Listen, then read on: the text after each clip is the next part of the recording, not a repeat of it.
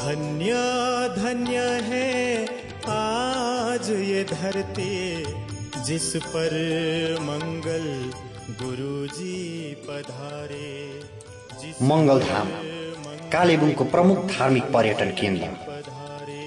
कालेबुङको गौरवमय प्रतिष्ठालाई परिचित गराइरहेको मंगलधाम आधुनिक तथा सुविधा सम्पन्न प्रसिद्ध धार्मिक पर्यटन केन्द्र मंगलधाम आज जनसरोकार कार्यक्रम अन्तर्गत कालेबुङको धार्मिक, ऐतिहासिक अनि पर्यटकीय दृष्टिकोणबाट महत्त्वपूर्ण मंगलधामको ऐतिहासिक पक्षहरू केलाउँदै यसको वर्तमान अवस्था दर्शकहरू समक्ष राख्ने क्रममा छौं।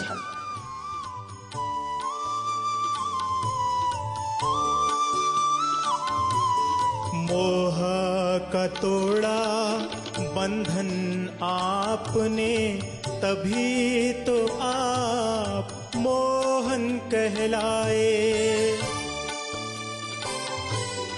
मोह का तोड़ा बंधन आपने, तभी तो आप मोहन कहलाए।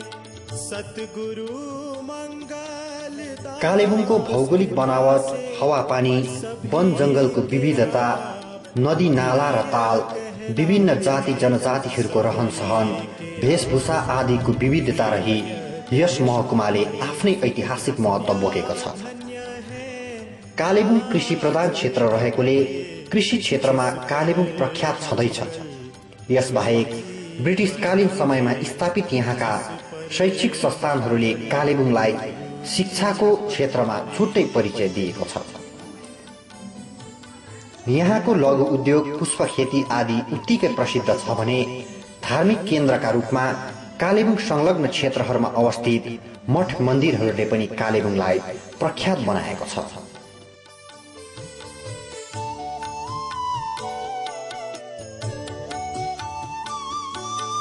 जब करते हो महामती की अमृत रस सागर की वाणी,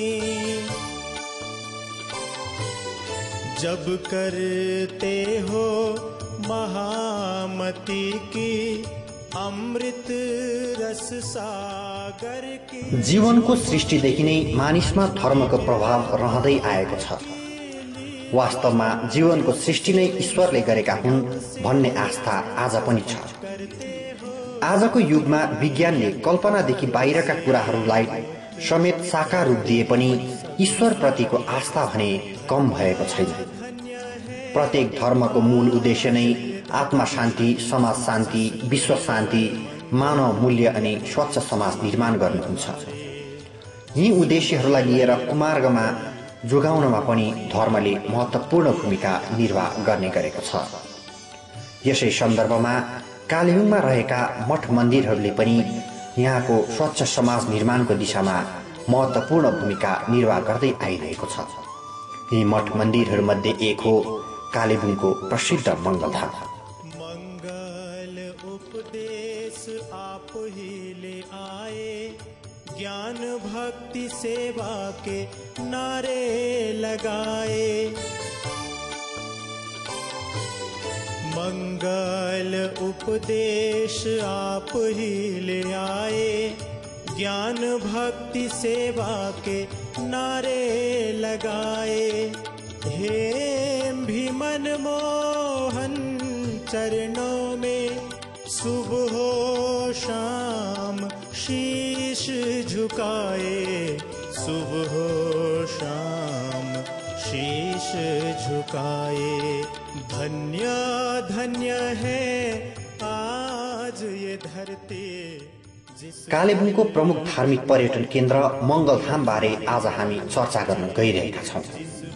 मंगलधामको ऐतिहासिक कुराहरू गर्न पर्दा मंगलधाम कालेबुङको एउटा गरिमामय इतिहास बोकेको सुविधा सम्पन्न मन्दिर हो। मंगलधामको प्रसंग आउने बित्तिकै धामसित गुरुजी मंगलदासजी जोडिन्छन्। विविध रूपले प्रख्यात अनि सुन्दर रहेको कालेबुङ शहरमा गुरुजी मंगलदासजी वर्ष 1940 मा कालेबुङ आएका थिए। यसपछि उनले कालेबुङलाई नै आफ्नो कर्मक्षेत्रको रूपमा चुने। अच्छा, हाम्रा गुरुजी मङ्गलदास जी भारतको पैदल भ्रमण र नेपालको पनि भ्रमण सकेर 1940 कालिम्पोङ आउनुभएछ र कालिम्पोङमा आएर यो रमणीय कालिम्पोङ स्थान हेर्दा मलाई ज्यादै मन परेछ र मैले सम्पूर्ण भारत भ्रमण गर्दा नि यति राम्रो जग्गा मैले पाइनँ।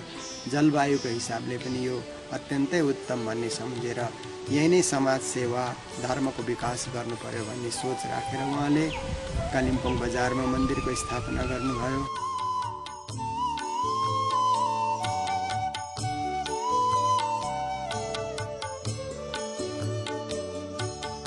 धन्य धन्य है आज ये धरती जिस पर मंगल गुरुजी पधारे, जिस पर मंगल गुरुजी पधारे।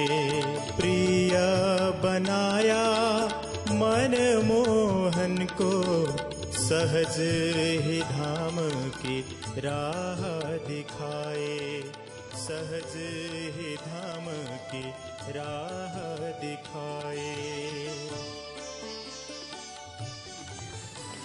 उनले कालेबुङमा मन्दिर, स्कुल, अनाथाश्रम, अस्पताल, धर्मशाला, गौशाला आदिको स्थापना गरेर धर्म एवं समाज सेवाका कार्य सुरु गरेका हुन्।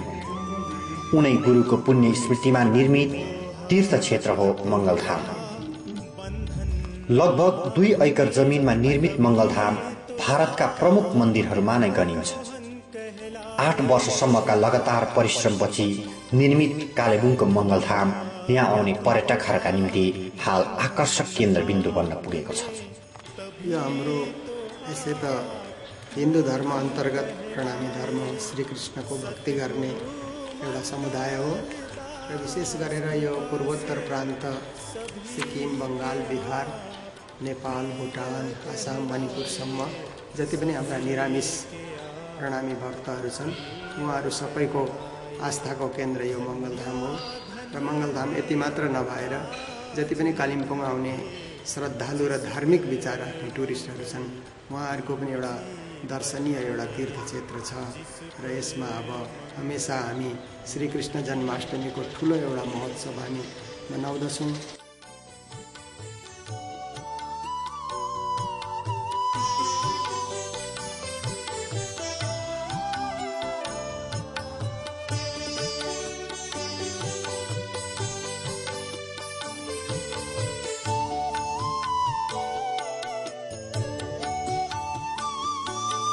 जब करते हो महामती की अमृत रस सागर की वाणी,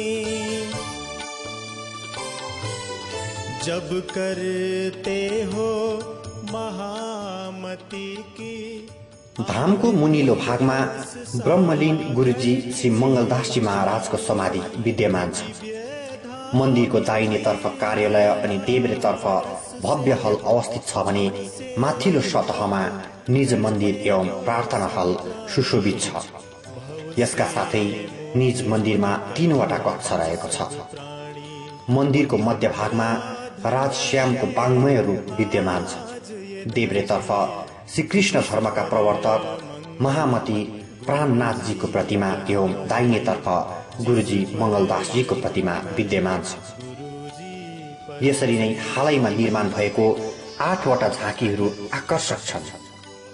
यी झाँकीहरूमा निजानन्दचार्यजी देवचन्द्रजीद्वारा श्रीकृष्णका साक्षात्कार, महामती श्री प्राणनाथजीद्वारा वीर बुन्देललाई आशीर्वाद दिँदै गरेको एवं श्रीकृष्णका प्रमुख लीलाहरू विद्यमान छ। मङ्गलधाम श्रीकृष्ण प्रणामी धर्मका मन्दिरको श्रृङ्खलाको एउटा अन्यतम प्रतीक हो।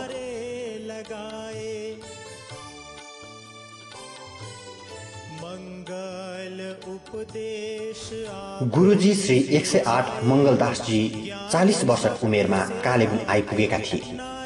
उनले सुरुका समयहरूमा इच्छे बस्तीमा 4 वर्षसम्म श्रीकृष्ण प्रणामी मन्दिरको देखरेख गरेपछि कालेबुङ बजारमा श्रीकृष्ण प्रणामी मन्दिरको स्थापना गरे। उनले नै कालेबुङ, दार्जिलिङ, सिक्किम, भुटान एवं नेपालका श्रद्धालुहरूलाई प्रणामी धर्मको शिक्षा दिएर शुद्ध, सात्विक एवं निरामिष बनाए। उनकै पहलमा कालेबुङको प्रणामी बालिका विद्या मन्दिरको स्थापना भएको हो। आज पनि उक्त विद्यालय मङ्गलधामकै देखरेखमा सञ्चालन हुने गरेको छ। यसका अतिरिक्त अनाथ एवं असहाय बालबालिकाहरूका निम्ति सेवा आश्रमको उनले स्थापना गरे, जहाँ कालेबुङमा अवस्थित बाल आश्रममा हाल 32 जना असहाय बालिकाहरूले आश्रय मात्र पाएका छैनन्, तर उनीहरूले शिक्षा दीक्षा पनि पाइरहेका छन्।